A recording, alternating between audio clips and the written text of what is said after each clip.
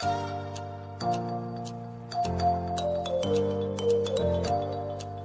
are listening to Alex Nanlohi Podcast, to know the Lord and to make Him known. Kami datang dalam ucapan syukur kepadamu Tuhan. Terima kasih hari ini Tuhan beri kesempatan kami beribadah, memuji, memuliakan nama-Mu. Tiba waktunya kami akan membuka firman-Mu. Bukalah juga hati kami. Jadikanlah hati kami seperti tanah yang baik, supaya ketika benih firman-Mu ditaburkan, boleh sungguh-sungguh berakar, bertumbuh, berbuah nyata di dalam hidup kami. Berkati hamba-Mu yang menyampaikan, semua kami yang mendengar. Tuhan tolong pada akhirnya kami bukan cuma jadi pendengar-pendengar yang setia. Mampukan kami boleh jadi pelaku-pelaku firman-Mu di dalam kehidupan kami. Bersabdalah ya Tuhan, kami umat-Mu sedia mendengarnya dalam satu nama yang kudus, nama yang berkuasa, nama Tuhan kami Yesus Kristus, Sang Firman yang hidup. Kami menyerahkan pemberitaan firman-Mu. Amin. Shalom, selamat siang Bapak Ibu Saudara yang dikasihi Tuhan. Bersyukur kesempatan ibadah Tuhan berikan kepada kita. Di dalam bulan yang kita akan banyak berbicara tentang bahagia, hari ini kita bicara tentang bahagia itu sederhana. Sama-sama kita akan melihat nanti dari firman Tuhan dan juga bagaimana bisa merefleksikan bagi kehidupan kita. Next slide. Kalau kita berpikir tentang apa sih arti hidup, maka orang maunya sih bahagia ya. Next. Lalu pertanyaannya, apa sih bahagia itu? Apakah slide berikut ini jadi kebahagiaan? Ada yang mengatakan kalau punya mobil yang bagus, yang indah, next ya. Itu bahagianya itu begitu. Tapi mungkin juga ada yang punya konsep kebahagiaan yang lain lagi. Next, ketika bisa berkeliling dunia ya, ke tempat-tempat yang luar biasa yang mungkin selama ini juga dilihat di televisi atau di kartu pos. Atau mungkin juga ada yang berpikir, next, kebahagiaan itu digambarkan dengan berbagai gambaran. Lulus, kemudian bisa bekerja, punya karir yang baik, atau punya banyak uang. Bahkan ada juga yang dengan sederhana mengatakan, ya bahagia itu waktu punya keluarga, ya. Saya ingat ketika akan menikah, saya ingat sekali waktu itu ketemu dengan seorang kakak pembimbing.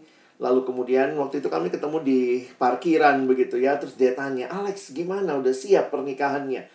Saya bilang, iya bang, sudah sebarin undangan nih, tinggal 2 minggu lagi. Terus di parkiran itu dia bilang, boleh nggak saya kasih nasihat untuk pernikahan? Wah iya silahkan bang. Lalu kemudian dia bilang, ingat ya Lex, menikah bukan untuk bahagia. Waduh, saya dalam hati ya, aduh abang, udah sebarin undangan, tinggal 2 minggu lagi begitu. Lalu kemudian dia mengatakan dengan sederhana bahwa bahagia itu kalau ada Kristus di dalam kehidupan. Jadi bukan menikah yang bikin bahagia, tetapi ketika ada Yesus di dalam kehidupan. Sehingga yang belum menikah bisa bahagia nggak? Ya bisa. Kalau menikah itu harus bahagia itu harus menikah, maka mungkin banyak yang belum bahagia begitu ya. Tapi karena bahagia itu adalah memiliki Yesus, maka kita bisa melihat bahwa kebahagiaan itu sederhana kok. Ya, kalau kita mau coba lihat apa yang kita refleksikan siang hari ini. Bahagia karena memiliki Yesus, sehingga yang memiliki Yesus meskipun belum menikah bisa bahagia. Sementara sebaliknya, meskipun sudah menikah, tetapi kalau tidak ada Yesus dalam kehidupan, apakah itu kebahagiaan? Dan tentunya ketika menikah, yang satu di dalam Kristus, pasangannya di dalam Kristus, menikah hidup dalam Kristus, itulah kehidupan yang bahagia. Jadi saya banyak melayani anak-anak SMA, kuliah begitu ya, dalam pelayanan kami. Saya bilang sama mereka, kalau bahagia itu menikah, dari TK saya suruh kamu menikah ya, biar cepat bahagia. Tapi bukan itu kok. Kebahagiaan itu adalah kamu kenal siapa Tuhan di dalam hidupmu. Karena itu sejak kecil, sejak kamu ada di dalam keluarga, di dalam persekutuan, kita memperkenalkan Kristus kepada kamu. Nah, Ini jadi satu hal yang nampaknya simple ya. Kita semua tahu, tetapi tanpa sadar banyak hal-hal selain itu yang kemudian memenuhi pikiran kita tentang kebahagiaan. Sehingga bahagia itu jadi nggak sederhana. Kalau belum S2, belum bahagia misalnya ya. Belum S2-nya juga nggak mau lah dalam negeri, maunya keluar negeri gitu ya. Kalau S2 keluar negeri, nah barulah bahagia. Kalau nanti karirnya naik, begitu dapat promosi, nah barulah bahagia. Jadi sedih sekali bahwa kita sendiri yang membuat bahagia itu menjadi sesuatu yang sangat kompleks. Sehingga tema hari ini ya sederhana. Bahagia itu sederhana, Bapak Ibu Saudara sekalian. Mari kita lihat ayat berikut ini, next. Ini yang jadi ayat tema kita, Filipi 4 ayat 11. Di dalam ayat ini, bisa tolong next. Kalau Bapak Ibu perhatikan, aku telah belajar mencukupkan diri dalam segala keadaan. Ini kalimat yang Paulus sampaikan. Mari lihat konteksnya sebentar. Next slide. Jadi ayat 11 ini kita bisa lihat nanti dalam konteks ayat 11 sampai 13. Sebenarnya bisa dari ayat 10 ya. Mari kita baca sama-sama. Saya bacakan. Kukatakan ini bukanlah karena kekurangan. Aku telah belajar mencukupkan diri dalam segala keadaan. Jadi Paulus menulis surat Filipi kepada jemaat yang ada di Filipi. Dan surat ini sebenarnya adalah ucapan terima kasih Paulus karena jemaat Filipi dalam segala keterbatasan mereka mendukung pelayanan Paulus. Jadi nampaknya mereka mengirimkan uang dan Paulus menerima itu dan bersyukur. Walaupun di situasi yang lain kalau kita lihat Paulus juga pernah menolak begitu ya dukungan misalnya jemaat kaya, jemaat Korintus yang sebenarnya memberinya juga tuh ogah-ogahan kelihatannya ya, beda sekali dengan jemaat Filipi ini. Nah, di dalam meresponi apa yang dia terima itu, nah ini kalimatnya ayat 11 tadi ya. Kukatakan ini bukanlah karena kekurangan, sebab aku telah belajar mencukupkan diri dalam segala keadaan. Perhatikan ayat 12. Aku tahu apa itu kekurangan, dan aku tahu apa itu kelimpahan. Dalam segala hal dan dalam segala perkara, tidak ada sesuatu yang merupakan rahasia bagiku. Baik dalam hal kenyang, maupun dalam hal kelaparan, baik dalam hal kelimpahan, maupun dalam hal kekurangan. Lalu ini ayat terkenal juga ayat 13 ya. Segala perkara dapat kutanggung di dalam Dia yang memberi kekuatan kepadaku. Bapak Ibu Saudara yang dikasihi Tuhan, perhatikan teologi Paulus yang cukup penting, yang menjadi bagian yang mendasari banyak tulisannya adalah teologi di dalam Dia. It's so simple, sederhana. Di dalam Kristus. Dan inilah yang kita perhatikan ya. Saya ajak kita lihat sebentar overview dari kitab Filipi. Next slide. Jadi kitab ini dituliskan oleh Rasul Paulus.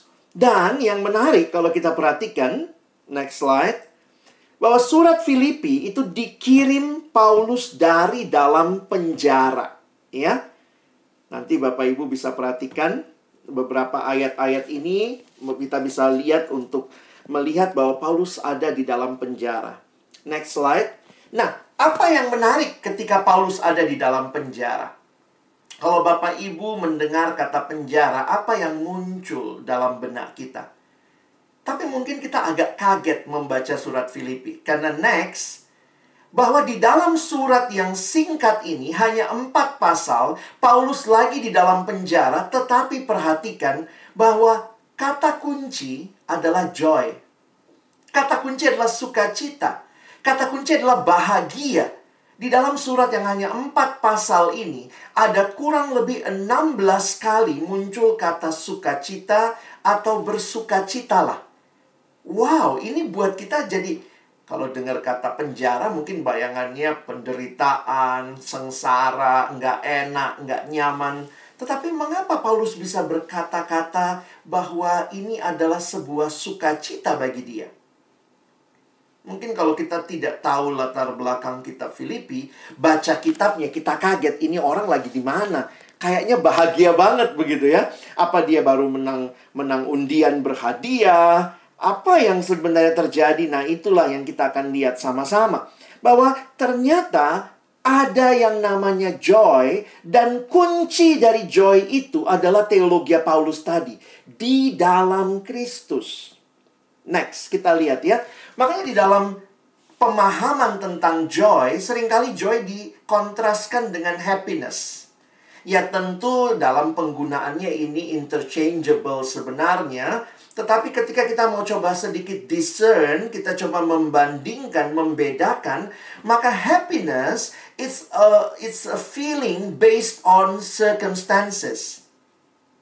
But joy, it's more an attitude that defies circumstances. Jadi, happiness ini tergantung situasi. Joy ini justru bisa menilai situasinya dengan tepat. Next slide. Karena itu di dalam banyak pembahasan orang-orang yang mencoba membaginya, ada yang mengatakan happiness itu adalah externally dependent, tergantung situasi di luarnya. Kalau semuanya aman, nyaman, tenang, wow, itu happy. Tapi joy ini it's more about inside ya, masalah hati yang di dalam. Dan menarik sekali, Paulus tidak sedang dalam kondisi nyaman. Dia ada di dalam penjara. Dia di penjara karena apa? Karena pemberitaan Injil. Jadi ini lagi sesuatu yang tidak mudah. Karena Paulus tidak salah. Dia hanya memberitakan apa yang dia yakini.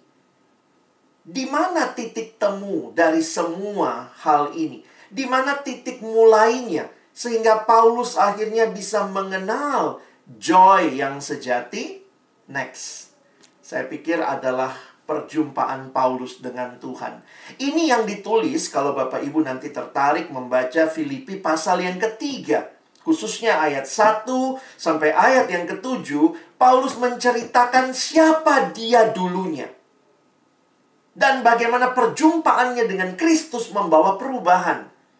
Jadi dulunya Paulus itu, next slide ya, kita bisa lihat kegagalan utama Paulus adalah terlalu pede ya, dalam arti maksudnya Paulus mengandalkan dirinya sendiri. Tetapi perjumpaannya dengan Kristus, justru dia bisa berkata bahwa hal-hal yang dahulu aku banggakan. Next slide. Ayat yang ke-8 kalau kita baca Filipi 3. Malahan segala sesuatu kuanggap rugi karena pengenalan akan Kristus Yesus Tuhanku lebih mulia daripada semuanya. Oleh karena dialah aku telah melepaskan semuanya itu dan menganggapnya sampah supaya aku memperoleh Kristus. Sehingga hidup Paulus berubah dari hidup yang begitu mengandalkan diri, mengandalkan apa yang dia miliki, keyahudiannya, semua yang dia andalkan menjadi hidup yang next. Kita lihat. Inilah kehidupan orang, next sekali lagi, yang percaya sama Tuhan.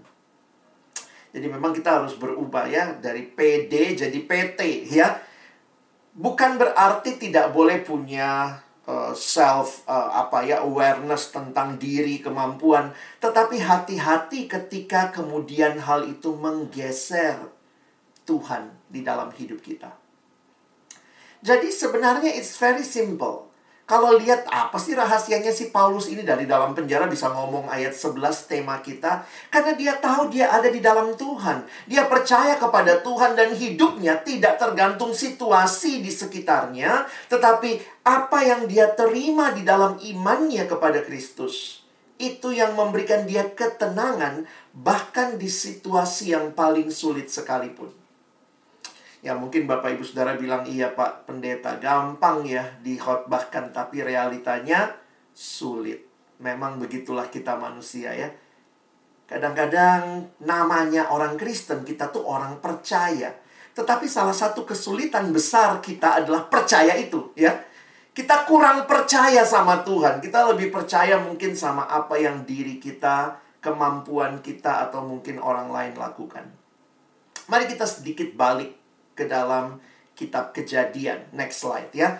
Saya ingin mengajak kita mulai untuk memahami sebentar tentang manusia sebagai ciptaan Allah. Next slide.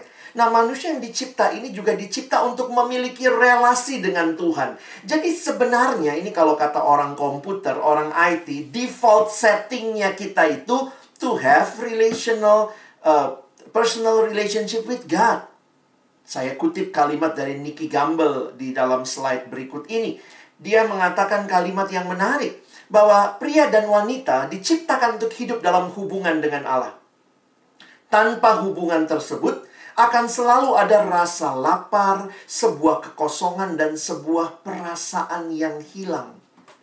Udah begitu kita diciptakan oleh Tuhan, ya. Dan menarik sekali kalau kita lihat relasi-relasi manusia. Next slide. Nicky Gamble melanjutkan penjelasannya begini, bahwa tidak ada suatu pun hubungan manusia yang dapat memuaskan atau yang dapat terus bertahan. Coba perhatikan dua frasa yang saya garis bawahi. Ternyata nggak ada ya hubungan itu yang memang benar-benar dapat memuaskan atau dapat terus bertahan. Maksudnya begini ya, relasi sama orang tua, emang ada orang tua yang nggak bisa meninggal? Ya, nggak ada yang bisa terus bertahan. Nggak ada relasi pasangan suami istri pun ya salah satunya bisa meninggal, dua-duanya bisa meninggal, tinggal masalahnya kapan. Jadi sebenarnya menarik nih, Tuhan ciptakan kita dengan longing, dengan sebuah keinginan untuk terus berelasi, sehingga inilah relasi yang memuaskan yang kita mau dan relasi yang terus bertahan. Tapi kan nggak bisa kita dapat dari manusia yang terbatas. Karena itu selalu akan ada sesuatu yang hilang dalam relasi yang terbatas itu. Itu menunjukkan yang mungkin atau yang satu-satunya yang dapat, bukan mungkin lagi ya, satu-satunya yang dapat membuat kita puas atau hubungan dengan Allah yang terus memuaskan dan terus bertahan. Next slide. Karena itu, nah ini again ya, very simple thing. Anak-anak sekolah minggu juga tahu ya, sekali kita memiliki hubungan dengan Allah, maka tujuan hidup, arti hidup akan jadi jelas. Kenapa? Karena next, ya. Ya, hanya Tuhan yang bisa puaskan kita. Manusia hanya menemukan kepuasan sejati dalam penciptanya. Karena itu, apa itu dosa? Sederhana, next slide ya. Seorang teolog bernama John Piper mengatakan kalimat yang menarik. Sin is what you do when your heart is not satisfied with God. Dosa itu adalah apa yang kamu lakukan waktu hatimu nggak puas sama Tuhan. Nah, sehingga kalau kita lihat next slide, maka Bapak Ibu Saudara yang dikasihi Tuhan, perhatikan ini kalimat dari seorang pintar. Dulu ketemunya kita di sekolah, mungkin kita pikir banyak rumusnya aja ya. Tapi Blaise Pascal, seorang yang juga Kristen yang sungguh-sungguh dan banyak tulisan dia tentang kekristenan. Dia menuliskan hati manusia biar kecil, namun jika seisi dunia diisi ke dalamnya tetap tidak akan memuaskannya. Hanya Sang Pencipta yang bisa memuaskannya. Wow, ini bukan hal baru sekali lagi. Tapi kalau kita mau sadar, kita yang bikin bahagia itu jadi rumit ya. Saya bahagia kalau nanti saya punya mobil merek ini gitu ya. Sehingga begitu belum punya mobil itu, kita merasa saya belum bahagia. Padahal kebahagiaan yang sejati ketika kita berada di dalam hubungan yang terus-menerus dengan pencipta kita. Karena itu, next slide ya. Kembali ke apa yang Paulus katakan. Kenapa Paulus bisa begitu content, begitu puas? Dia katakan, kukatakan ini bukan karena kekurangan, sebab aku telah belajar mencukupkan diri dalam segala keadaan. Saya mengutip next slide. Ini terjemahan bahasa Indonesia masa kini. Ayat yang sama, saya mengemukakan ini bukan karena saya berkekurangan, kata Paulus ya. Sebab saya sudah belajar merasa puas dengan apa yang ada. Next slide. Sehingga kalau kita perhatikan sekali lagi dalam segala hal. Jadi Paulus itu bukan masalah sedang punya banyak atau sedang punya sedikit. Tetapi dia tetap menikmati semua hal itu sebagai hal yang dia terima dari Tuhan. Kan itu ayat 13, next slide. Ini terkenal yang kita suka jadikan ayat hafalan. Bahwa Paulus katakan segala perkara dapat kutanggung. Di mana? Di dalam Dia yang memberi kekuatan kepadaku. Kalau Bapak Ibu turun lagi beberapa ayat, lihat next slide. Ada ayat 19. Ini keyakinan Paulus. Allahku akan memenuhi segala keperluanmu. Jadi dia bahkan bisa menguatkan jemaat Filipi menurut kekayaan dan kemuliaannya dalam Kristus Yesus. Saudara, kalau pelajari, jemaat Filipi ini salah satu jemaat yang cukup miskin, tetapi mereka berlimpah dalam memberi persembahan.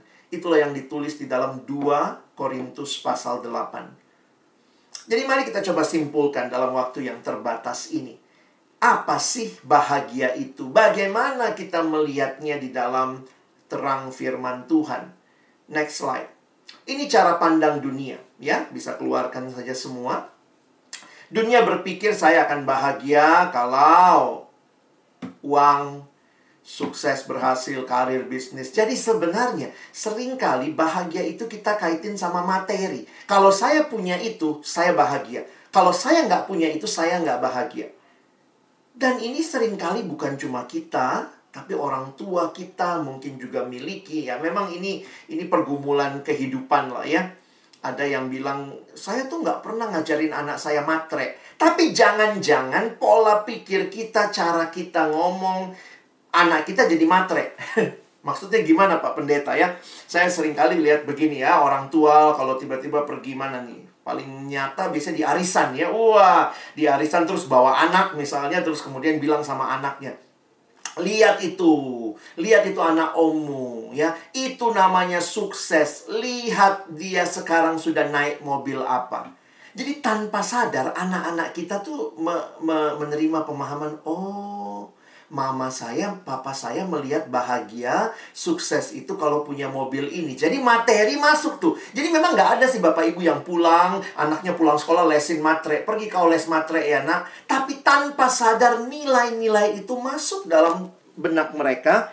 Karena mungkin apa yang kita biasa sampaikan tanpa kita sadari.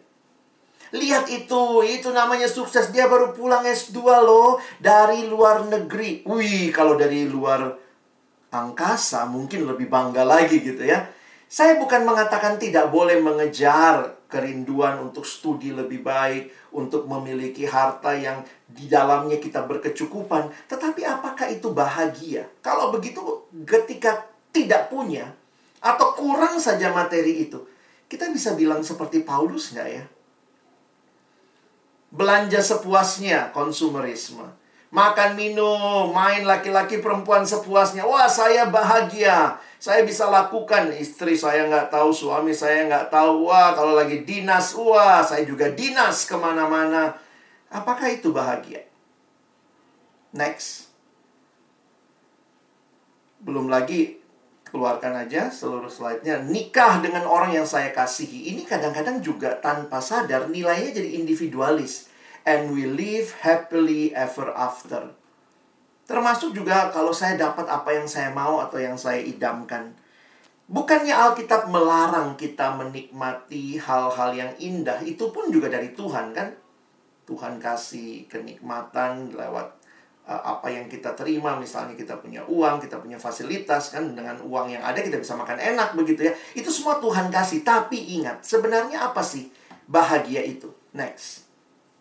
Di dalam prinsip Alkitab, setelah kita pelajari bahwa bahagia yang sejati harus ditarik lebih dasar lagi. And this is very simple. Saya hidup sesuai dengan kehendak Allah. Tuhan ciptakan kita. Dia punya desain buat kita. Waktu saya hidup sesuai dengan desainnya Tuhan, that is happiness. Ketika Bapak Ibu beli komputer, beli laptop, dan laptop itu bisa berfungsi sebagaimana dia adalah sebuah laptop yang diciptakan untuk bekerja, menolong Bapak Ibu dalam pekerjaan, maka laptop itu bahagia ketika dia berfungsi sebagai laptop yang baik. Kira-kira begitulah perbandingannya. Saya akan bahagia. Saya bisa membuat orang lain bahagia dalam pekerjaan, dalam pernikahan. Jadi bukannya saya berpikir bagaimana saya bahagia, tapi bagaimana saya jadi berkat membahagiakan orang lain. Bahagia itu bukan apa yang saya terima, tetapi justru juga apa yang bisa saya berikan. Next slide. Nah, dari sini kita lihat ya beberapa prinsip kebahagiaan. Banyak ayatnya sebenarnya Bapak Ibu bisa cari ya. Bahagia itu bukan tujuan, tapi akibat. Nah, ini beda ya. Tujuan hidup ini kenal Tuhan. Waktu kita kenal Tuhan, Tuhan kasih kebahagiaan. Itu akibat kita kenal Tuhan. Jadi jangan minta bahagianya, tapi nggak mau kenal Tuhannya. Itu mah kebangetan ya. Hidup yang diberkati karena ketaatan. Jadi kadang-kadang orang yang taat ada yang bilang, iya sih terlalu taat dia, lihat deh nggak punya apa-apa, korupsi nggak mau, nyeleweng ini nggak mau. Ya tapi hidup yang diberkati itu ketaatan. Lebih bahagia memberi daripada menerima. Ini prinsip Alkitab. Hanya Tuhan yang dapat memuaskan kita. Jadi mari kita coba simpulkan sebentar. Next. Saya mencoba mengajak kita, latihlah diri saudara, Bapak Ibu Saudara merasa cukup. Ya, next. Miliki rasa cukup dan syukur agar mampu menikmati hidup dan segala sesuatu yang Tuhan anugerahkan bagi kita. Saya kasih ilustrasi ini mungkin sebagai ilustrasi untuk kita coba pikirkan. Next slide. Apa itu bahagia? Nah, Bapak Ibu, saya mau cerita sebentar ya.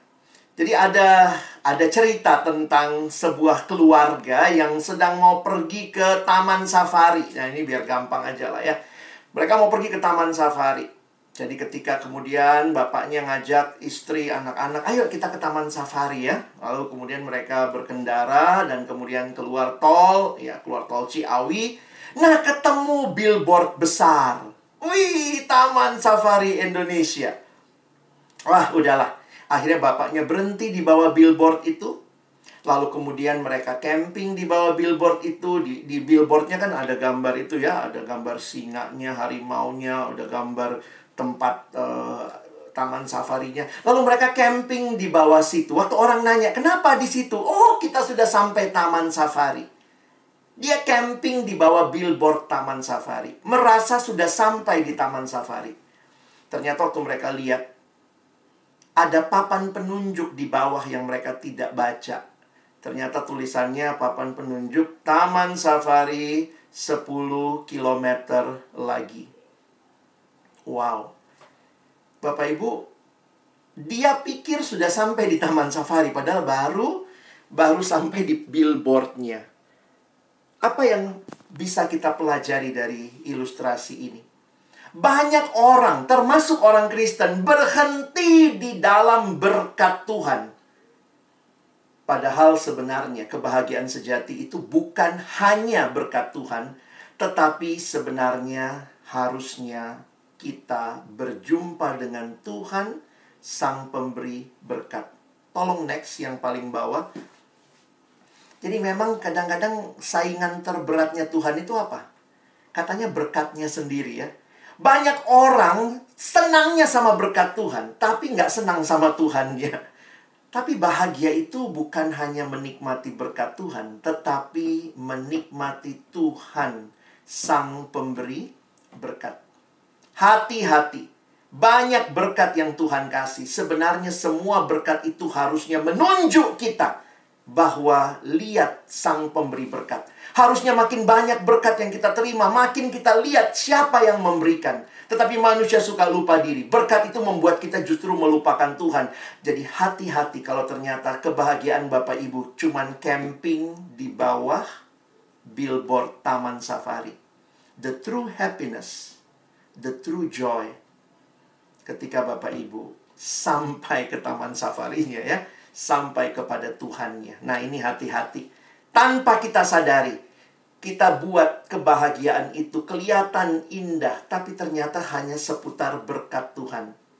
Tapi yang berbahagia, seperti Paulus, dia tidak alami berkat di penjara. Apa enaknya di penjara? Siapalah yang bilang ini berkat Tuhan? Tetapi ketika dia tahu Tuhan ada bersama dia, that is true happiness. Ayat ini selanjutnya, next. Nah, Yohanes 15 ayat 5 ya, Yesus yang berkata, akulah pokok anggur dan kamulah ranting-rantingnya. Barang siapa tinggal di dalam aku dan aku di dalam dia, ia berbuah banyak. Sebab di luar aku, kamu tidak dapat berbuat apa-apa.